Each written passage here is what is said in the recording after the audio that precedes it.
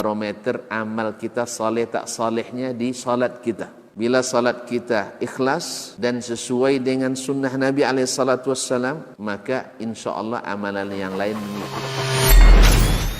Ini aktivitas ini membantu saya di akhirat atau akan menyulitkan saya di akhirat? Kalau seandainya perbuatan itu ternyata akan menyulitkan kita di akhirat kelak, tinggalkan perbuatan itu. Anta ni'mal jund. Kamu adalah sebaik-baik prajurit. Coba lihat. Kamu adalah sebaik-baik prajurit. Maka tujuannya adalah menghancurkan kehidupan rumah tangga.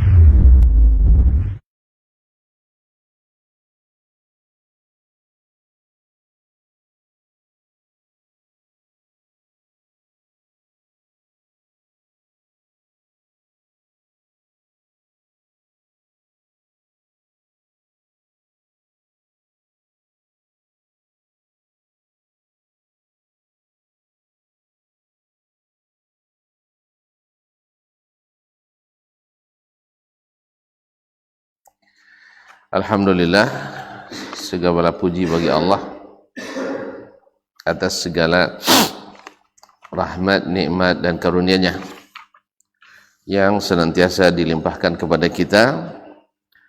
Mudah-mudahan membuat kita senantiasa bersyukur kepadanya sehingga menghasilkan nikmat-nikmat yang membuat kita sentiasa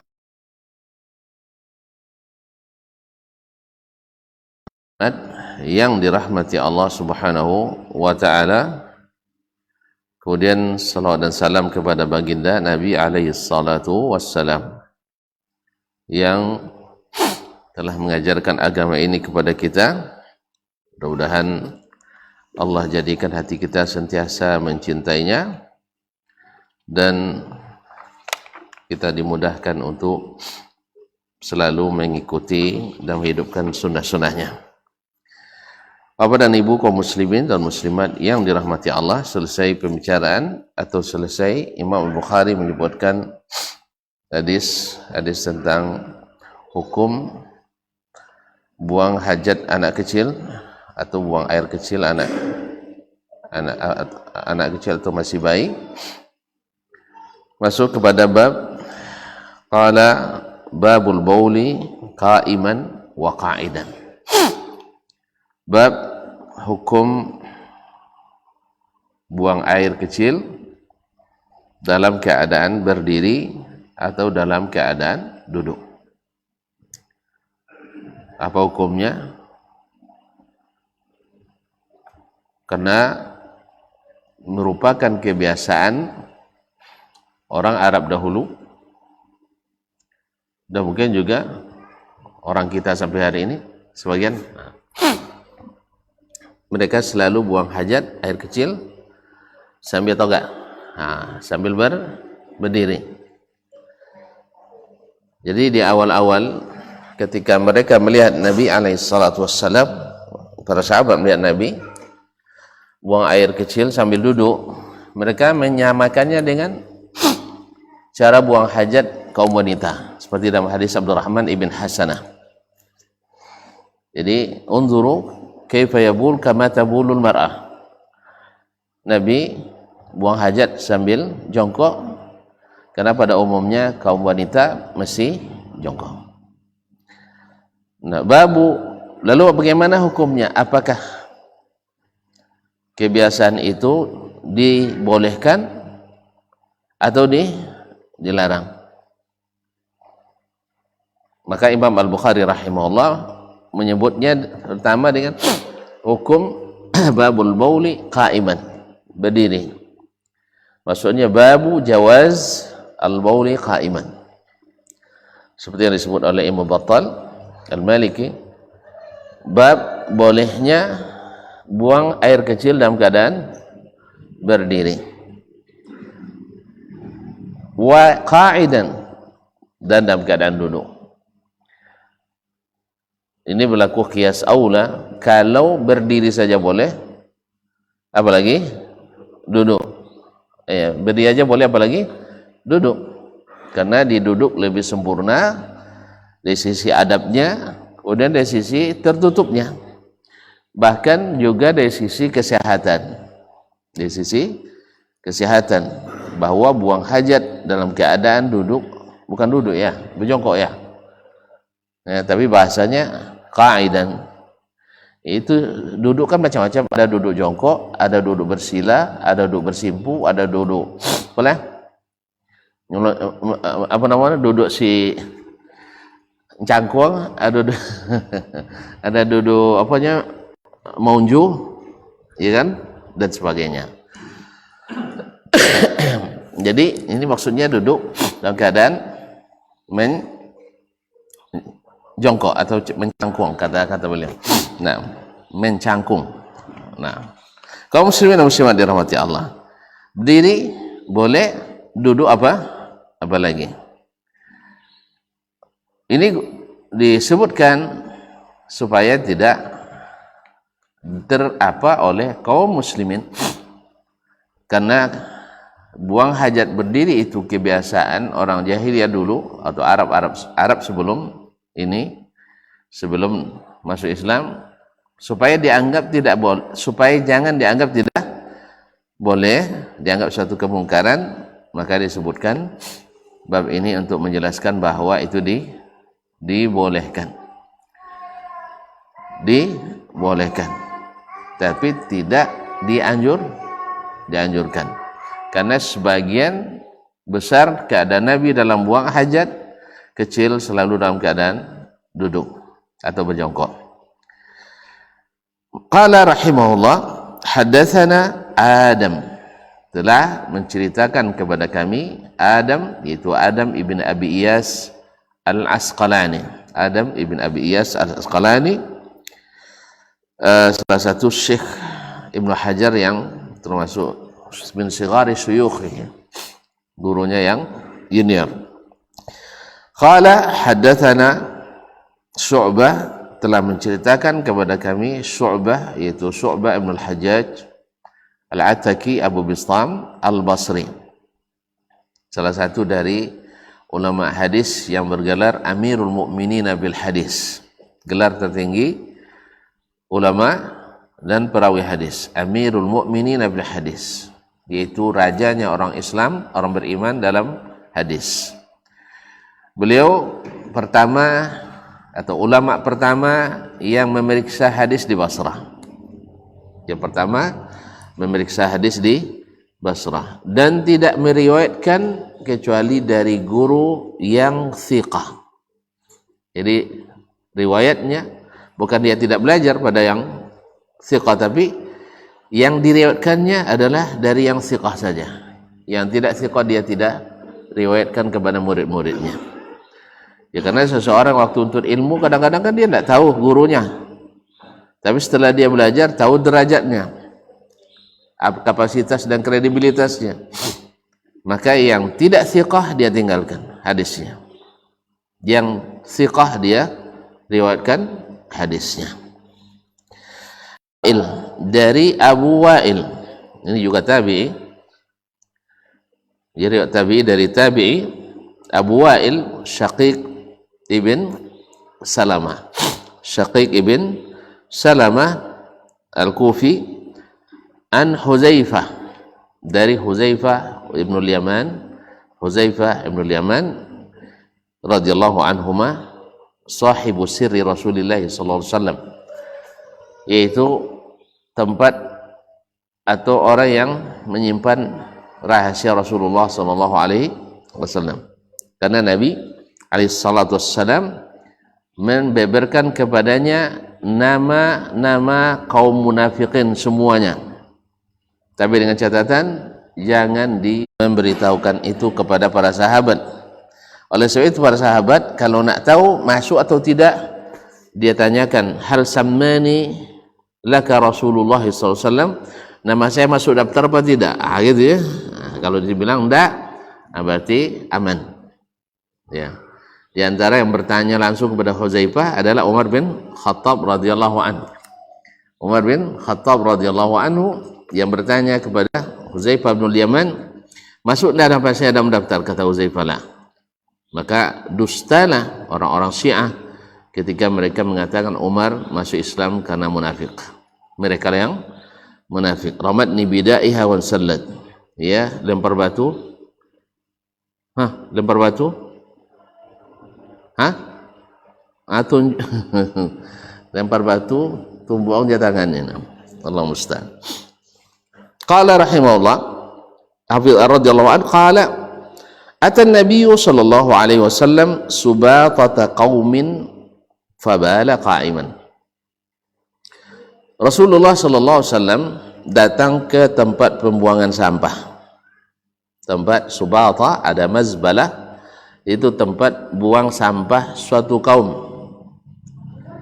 Yang biasanya kalau buang sampah dalam rumah itu dilu.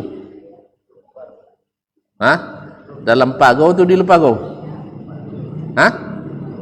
Dilu ya? Di luar.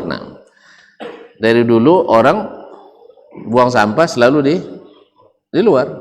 Kalau ada dulu bapaun, tahu paunan lah? Bapaun tak tahu tu? Bapanggang dia tu ya dia. Paunan. Paunan tu ancak tu. Nanti ditanam bayam. Best. Bayam paling segar, paling lama, nya tak panjang-panjang, tapi bergizi, asli. Bahasa orang kini organik.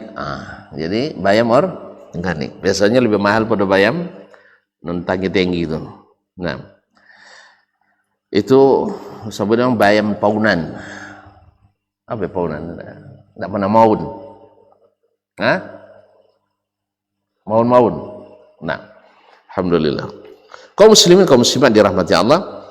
Ata subatata qaumin fabala qa'iman. Beliau datang ke tempat pembuangan sampah suatu kaum, maka beliau buang hajat sambil berdiri.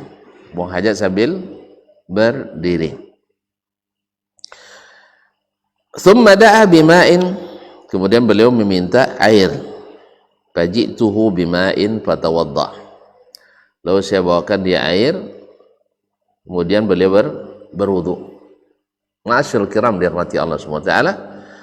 Hadis ini pendek tapi mengandung banyak makna. Yang pertama, bahwa dibolehkan buang hajat atau air kecil, jelas seperti judulnya, sambil berdiri. Walaupun bukan itu yang dianjurkan Nabi SAW. Bahkan Ummul Mukminin Aisyah radhiyallahu anha mengatakan, "Mabala Rasulullah SAW qa'iman munzu unzila alaihi al-Quran." Sejak diturunkan Al-Quran kepadanya, Nabi tak pernah buang hajat kecil sambil berdiri. Tentu Aisyah mengabarkan apa yang dia lihat. Apa yang dia lihat. Artinya tidak pernah terlihat oleh Aisyah Nabi buang hajat sambil berdiri. Jelas? Artinya umumnya Nabi selalu dalam keadaan jongkok atau duduk. Sampai istrinya mengatakan tidak pernah beliau buang hajat. Nah ini diriwayatkan oleh sahabat, yaitu ketika Nabi sedang keluar atau safar. Tetapi hadis lain dari Al-Mughirah, riwayat Imam Muslim dan Abu Daud At-Tayalisi, menyebutkan beliau bukan sedang safar. Ini juga menunjukkan bahwa rukhsah ini atau bolehnya ini bukan hanya bagi musafir. Bagi orang yang tidak musafir pun dibolehkan, tentu saja dengan syarat-syarat yang disebutkan dalam adab buang hajat sebelumnya. Sebab sebelumnya kan disebutkan buang hajat sembarangan sebab lalu kaji lama, sebab azab kubur, sebab azab kubur. Jadi bukan berarti inya lonceng tagak tiba-tiba di mana halape di mana teragak mana lopen, tidak. Nah, karena riwayat ini akan dijelaskan oleh riwayat yang lain di luar as-sahih, tidak masuk syarat Imam Bukhari, bahwa beliau menghadap ke dinding. Berarti terlindung apa tidak? Terlindung. Kemudian nanti di riwayat selain ini riwayat Huzaifah juga, Nabi meminta Huzaifah untuk melindunginya dari belakang. Depan ada dinding, di belakang ada Huzaifah. Mana ada Huzaifah kayaknya? Jadi kalau tak selindung kat kawan jen suanya mado kawak. Atau jen dong kayaknya tak melindung nomor. Jadi saling membelakangi. Jadi dari belakang Nabi SAW dilindungi oleh Huzaifah bin Yaman. Kemudian dari depan beliau berlindung dengan dinding. Jelas? Nah. Yang kedua, masalah ini kan tong sampah atau pembuangan sampah milik orang.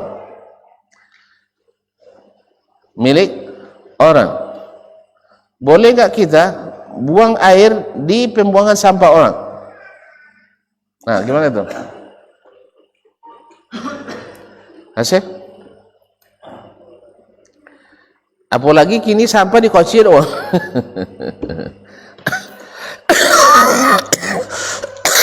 Boleh tak buang sampah di buang hajat di pembuangan sampah? Zahir hadis ini membolehkan.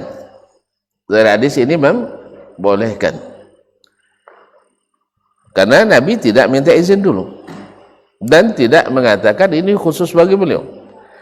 Sebagian ulama mencoba menjawab, barangkali ini kan hanya mengira ya, barangkali mereka sudah izinkan untuk Nabi sallallahu alaihi wasallam.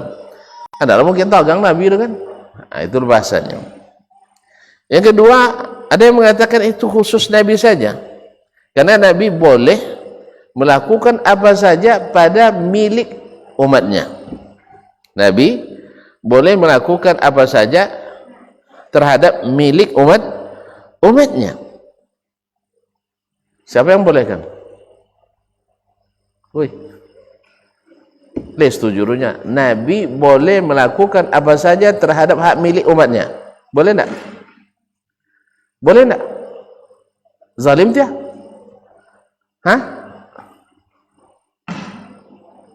Ragu nampak. Boleh tak Nabi melakukan apa saja pada hak milik umatnya? Boleh pun tak? Al-Quran yang diturunkan atau hadis yang diwahyukan, maka berarti itu dibolehkan.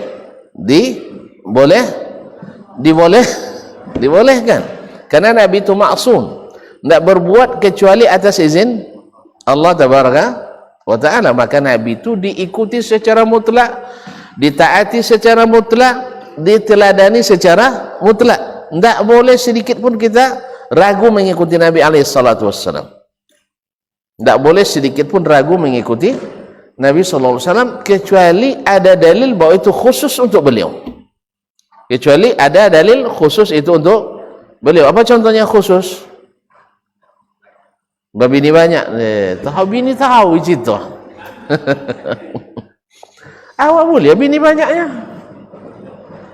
Dek bini awak tak bolehnya. Bini banyaknya. Baik, babini lebih pada seorang. Pada hampir. Berbini lebih dari 4 orang. Karena lebih dari 4 orang itu khususnya Nabi SAW. Karena Nabi diberikan Allah kekuatan yang tidak diberikan pada seorang pun. Itu pertama. Yang kedua itu khususan bukan atas permintaan Nabi, ya Allah beri saya istri lebih banyak, enggak, tapi Allah yang izinkan kepadanya. Dan ketika turun ayat tidak boleh lagi menambah istri, Nabi tidak beristri lagi, karena semua itu adalah izin Allah Tabaraka wa Ta'ala. Apa contoh lain? Puasa bersambung, wisal, ya boleh tidak kita? Tidak boleh. Tapi Nabi boleh tak?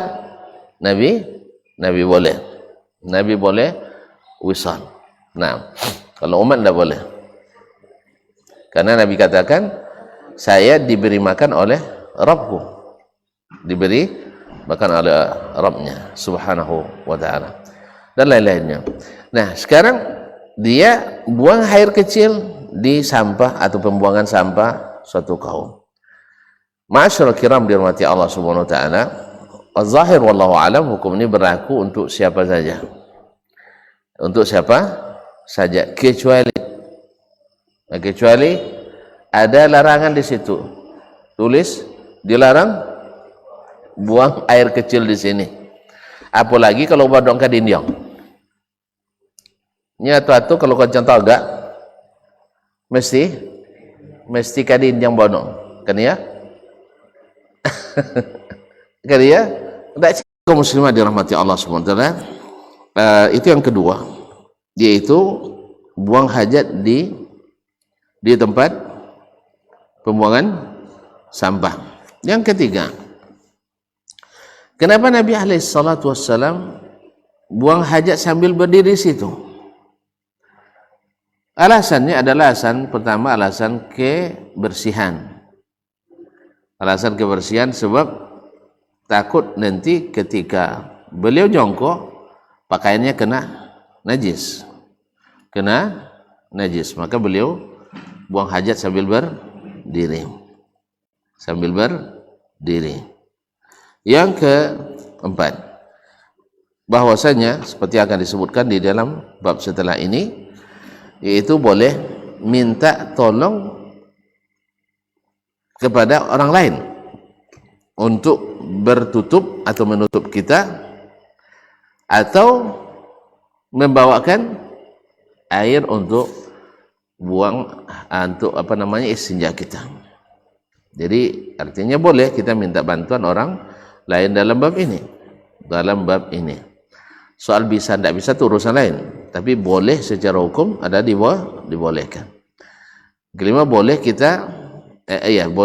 kita ditutupi oleh orang lain, baik dengan badannya sendiri atau dengan kain yang mungkin dia pegang dan sebagainya. Yang penting mesti dalam keadaan menjaga adab-adab yang sudah disebutkan sebelumnya. Taib, kaum muslimin kaum muslimat dirahmati Allah Subhanahu wa taala. Nah, kemudian juga sunnah berwudu setelah buang hajat, baik mau salat maupun tidak, baik mau salat lagi atau maupun tidak. Ini juga menunjukkan sunnah Nabi SAW yang sudah sabit, bahwa beliau setiap selesai atau setiap berhadas beliau berwudu. Tidak seperti yang disebutkan oleh sebagian bahwa wudu wudu setiap berhadas itu adalah bid'ah yang dilakukan oleh Bilal, kemudian dia salat sunat wudu setiap selesai berwudu. Bukan, itu sudah sabit dalam hadis Nabi, riwayat Abu Hurairah, riwayat Utsman bin Affan dan lain-lainnya. Yang kedua, bahwa bid'ah itu tak dikatakan bid'ah di masa Nabi SAW, karena proses tasyrik masih berjalan, masih antara menerima yang dilakukan sahabat dengan menolak yang dilakukannya. Maka tidak benar setiap yang dianggap baik oleh sahabat, setiap yang diniatkan baik oleh sahabat otomatis disetujui Nabi. Ada yang diterima dan ada yang ditolak. Berarti tidak semua yang baik yang diamalkan sahabat otomatis diterima oleh Nabi SAW, sehingga kita jadikan itu sebagai legitimasi untuk mensahkan bid'ah hasanah, untuk melegitimasi bid'ah, walaupun ulama besar yang mengatakan itu. Dan kalau kita telisik kembali, orang-orang yang membagi bid'ah itu menjadi bid'ah dhalalah dan bid'ah hasanah, terlepas dari apa yang dimaksudkan, apa bid'ah syar'iyyah atau lughawiyah, kalau kita telisik secara kasus per kasus, maka yang kita sebut bid'ah hasanah hari ini di kalangan para ulama yang membagi bid'ah itu kepada hasanah dan dhalalah, menyebutnya juga bid'ah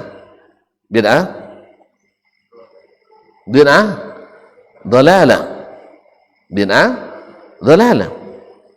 Misal kita menganggap membaca Yasin atau tahlilan atau apa saja nama atau selawatan bukan salawatin. Ya, di rumah orang yang meninggal 3 hari berturut-turut atau 3 malam berturut-turut sebagai bid'ah hasanah, bahkan sebagai mengatakan itu sunnah. Tapi itu sunnah siapa saya tidak tahu. Alasannya baca Quran di rumah orang meninggal boleh apa tidak? Boleh.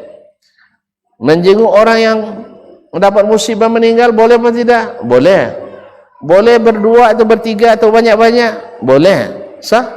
Menggembirakan orang yang mendapat musibah sunnah apa tidak? Sunnah. Maksudnya kenapa dilarang? Kenapa dilarang?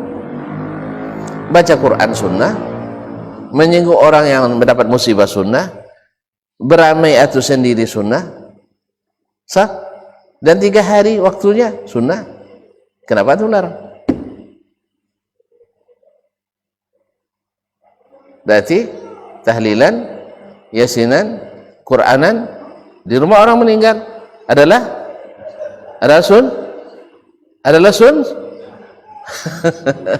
Tapi itu bilang sunnah tadi. Coba ulang, membaca Quran di depan orang yang meninggal boleh apa tidak? Sunnah apa tidak?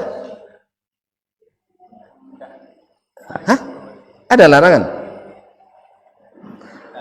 Antum ada Nabi melarang baca Quran di depan orang meninggal? Tidak ada. Contoh apa? Nabi ketika meninggal anak baca Quran dia di rumahnya. Berhenti Nabi baca Quran? Enggak. Bahkan turun Al-Quran. Ketika pamannya Abu Talib meninggal turun Al-Quran. Innaka la tahdi man ahbabta walakinnallaha yahdi man yasha. Dibacakannya.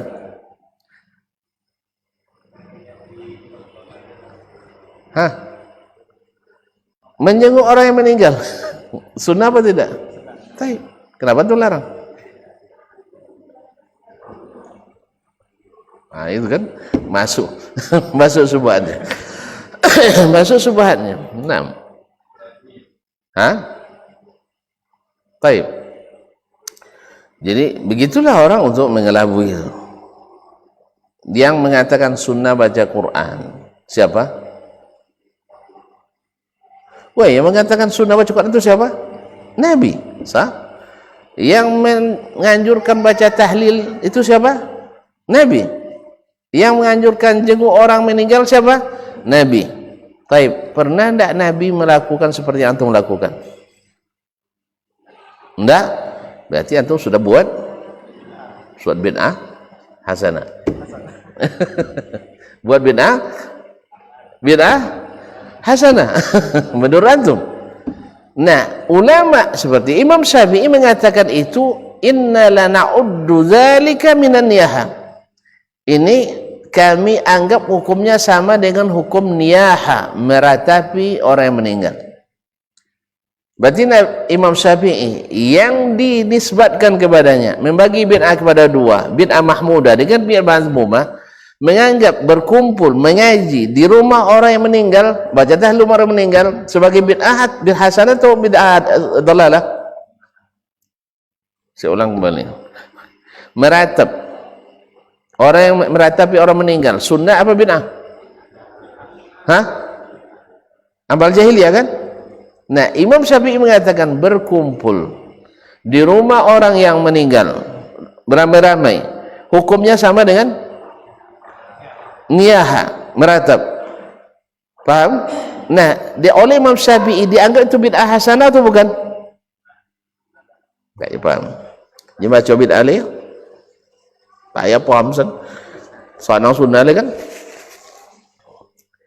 Syekh, antum kan bilang tadi bahwa Imam Syafi'i membagi bid'ah menjadi 2. Lalu antum contohkan bid'ah hasanah itu ngaji-ngaji di rumah orang meninggal 3 hari berturut-turut.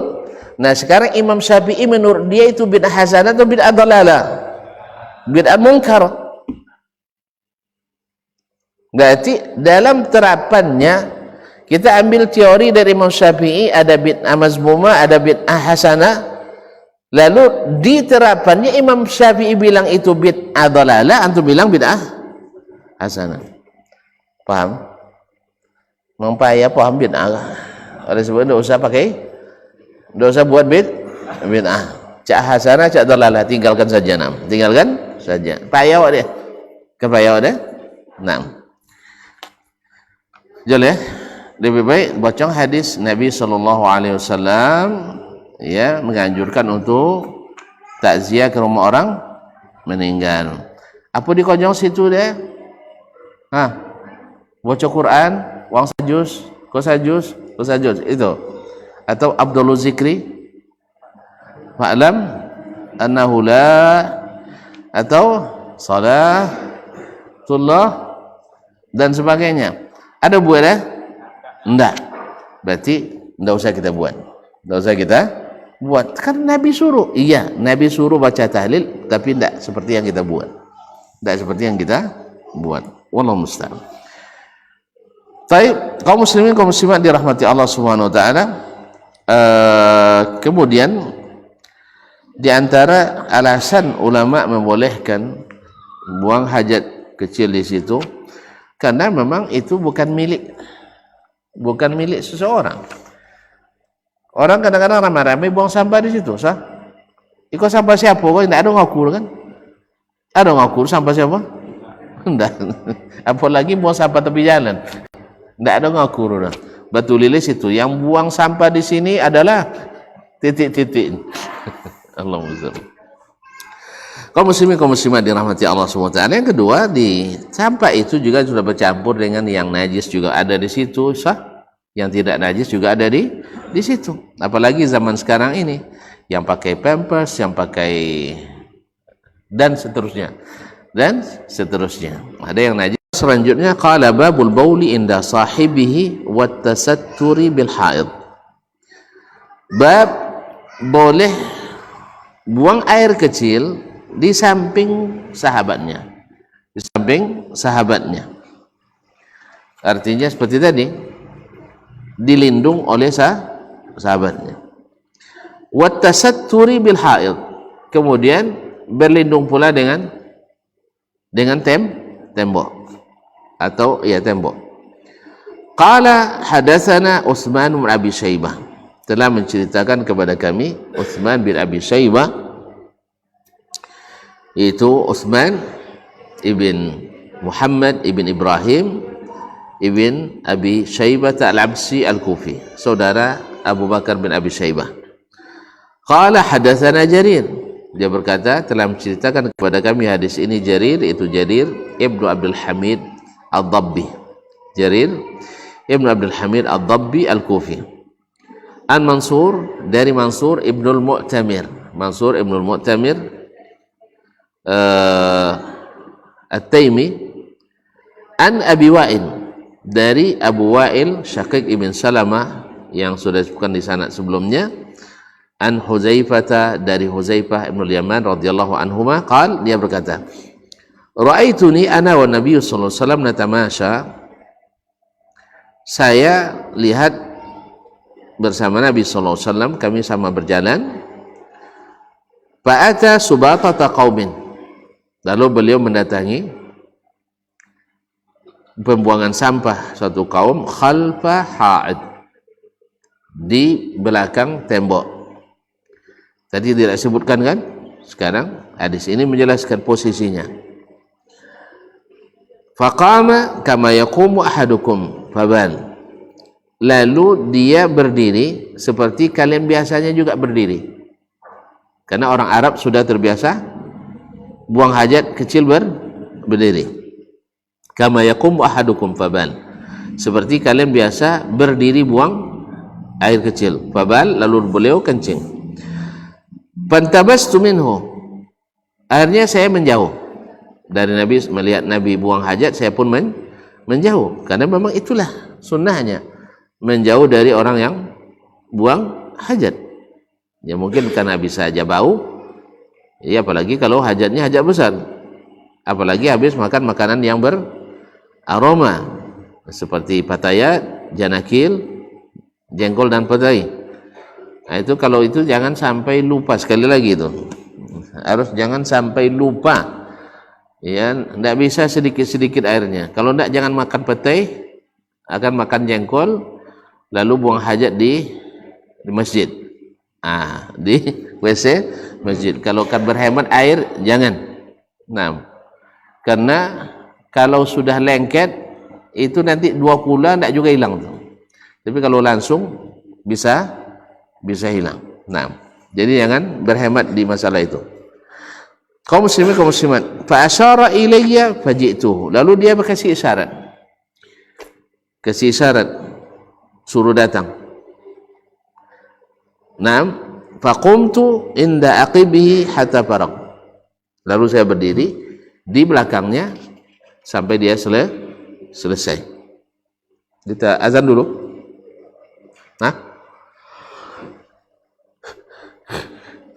Masuk waktu.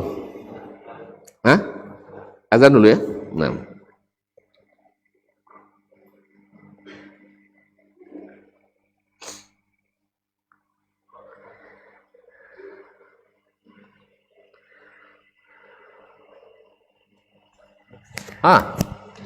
Silakan. Ikut juga. Ikut juga.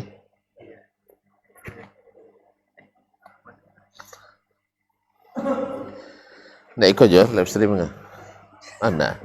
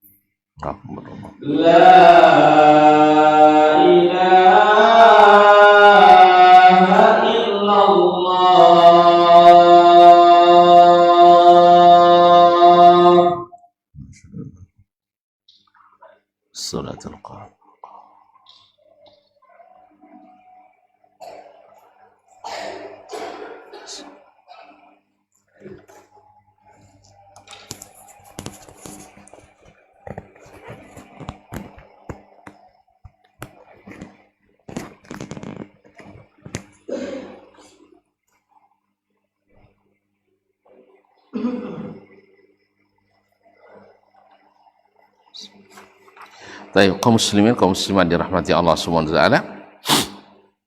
Nah, hadis ini lebih detail dari yang sebelumnya, di mana Hudzaifah menceritakan mereka sedang berjalan bersama Nabi alaihi salatu wassalam. Jalan bersama Nabi alaihi salatu wassalam, dan di dalam hadis Isma' ibn Malik Al-Ansari disebutkan beliau di Madinah, berarti bukan sedang musafir. Bukan sedang musafir. Fa'ata subatata qaumin khalfa haid. Lalu dia datang ke tempat orang buang sampah di belakang tembok. Di kebiasaan Nabi SAW buang hajat, dalam hadis-hadis lain, baik yang sudah disebutkan maupun yang di luar Sahih Bukhari dan Muslim, Nabi selalu menjauh kalau mau buang hajat. Tapi kali ini tidak. Karena biasanya kalau pembuangan sampah itu ya di samping rumah. Di samping rumah. Karena ada tembok di situ. Apa yang membuatnya? Para ulama menyebutkan Nabi alaihissalam kan kebiasaan beliau sering berkunjung ke tempat-tempat sahabat. Baik berkunjungan biasa atau karena ada kepentingan atau untuk urusan-urusan lain yang berkaitan dengan sahabat. Mungkin waktu itu beliau lama duduknya sehingga tidak sempat lagi untuk pergi jauh, tidak sempat lagi untuk pergi menjauh. Sebab kalau menjauh nanti bisa saja dia terpaksa menahan. Dan ini tidak dibolehkan. Tidak boleh menahan karena ini mudaratnya besar. Maka mudarat yang lebih besar harus dihilangkan. Kalau tidak bisa dihilangkan semuanya, maka mudarat yang besar dihilangkan, yang kecil dilakukan. Apa mudarat kecilnya di sini? Dia buang hajat di tempat yang relatif terlihat atau nampak. Ya, kalau sampai misalnya nampak doang, mungkin akan ada sesuatu dalam hati mereka, sah? Ya, kecuali orang-orang betul seperti sahabat. Kalau tidak percaya, cobalah. So, Ustaz Imam nampak di jemaah muayu ke tempat buang sampah, sonjang-konjang tahu gak? Kenapa gak? Hah? Kenapa gak? Hah? Siyo dia ni imam awak puluhnya kan itu bang kaya. Nah, tapi Nabi alaihissalatu wassalam menepis mudarat ini,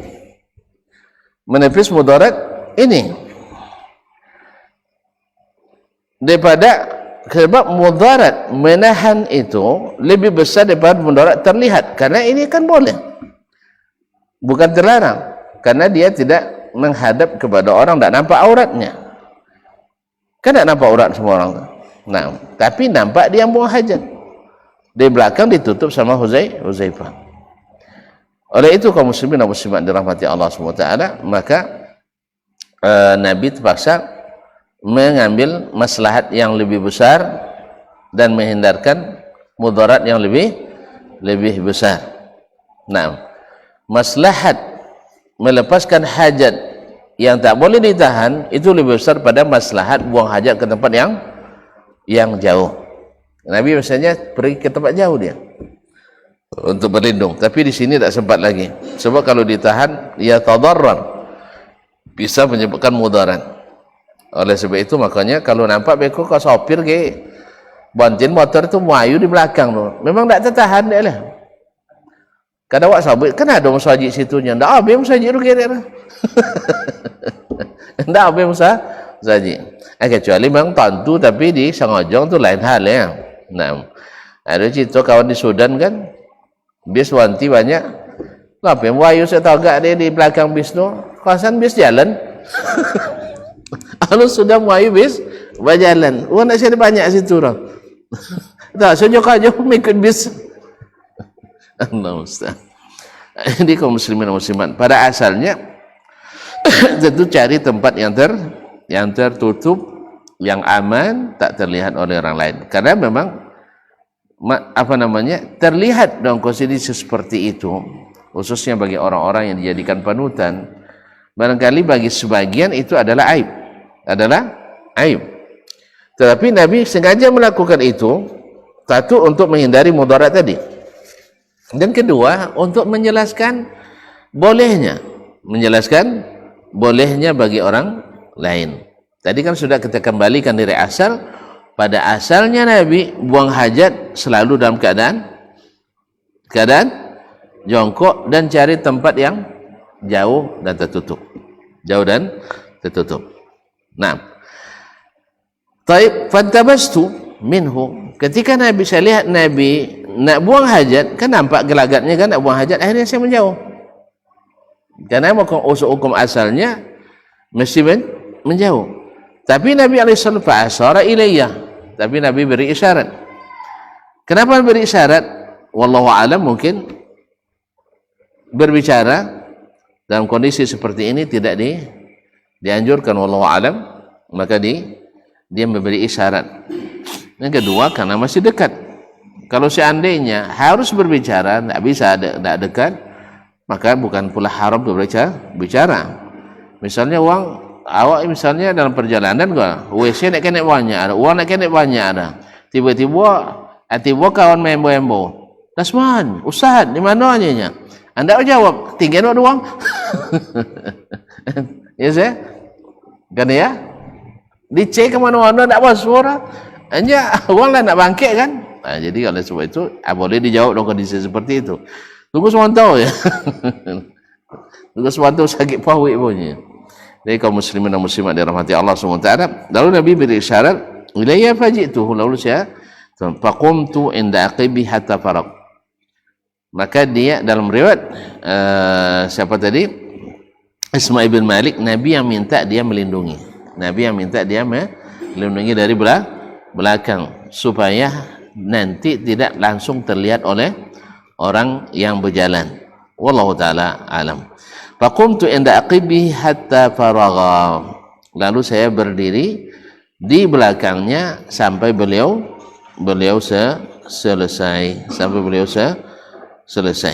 Kaum muslimin, kaum muslimat dirahmati Allah SWT, maka di sini kita menarik kesimpulan bahawa sesungguhnya Nabi SAW melakukan itu karena alasan-alasan yang sudah disebutkan tadi. Taib, kaum muslimin dan muslimat, tinggal lagi dalam bab ini juga babu al-bauli inda subatati qaumin, bab tentang al-baul di di tempat pembuangan sampah orang. InsyaAllah kita takhir pada pertemuan yang akan datang insyaAllah ta'ala. Mudah-mudahan apa yang kita dengarkan menjadi ilmu yang bermanfaat, dan mudah-mudahan dapat pula kita amalkan seperti yang dianjurkan. Wallahu ta'ala alam, wa sallallahu ala nabiyyina Muhammadin wasallam. Terima kasih dan mohon maaf. Ada yang mau ditanyakan? Silakan. Ya, sepanjang kaji tak apa tanya. Pesan pendek tak jodoh kan ditonyong nak. Alhamdulillah. Baik. Nah, kalau gitu kita tutup dengan subhanakallah bihamdik, asyhadu an la ilaha illa anta, astaghfiruka wa atubu ilaik. Wassalamualaikum warahmatullahi wabarakatuh.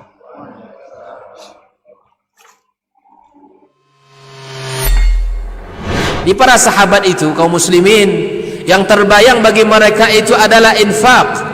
Yang terbayang bagi mereka adalah sebuah kebahagiaan, keselamatan di akhirat yang kekal dan abadi di sisi Allah Tabaraka wa Ta'ala. Semua kita boleh klaim sekarang. Kamu cinta Nabi? Cinta Ustaz. Cinta Nabi? Cinta Ustaz. Termasuk saya. Cinta Nabi? Cinta. Kapan tahunya? Besok di akhirat. Maka apa kata Nabi sallallahu alaihi wasallam? Amalur rajuli biyadih. Penghasilan yang terbaik adalah pekerjaan yang dilakukan oleh seseorang dengan tangannya sendiri. Wa kullu bai'in mabrur, dan setiap jual beli yang mabrur. Ini aktivitas ini membantu saya di akhirat atau akan menyulitkan saya di akhirat? Kalau seandainya perbuatan itu ternyata akan menyulitkan kita di akhirat kelak, tinggalkan perbuatan itu.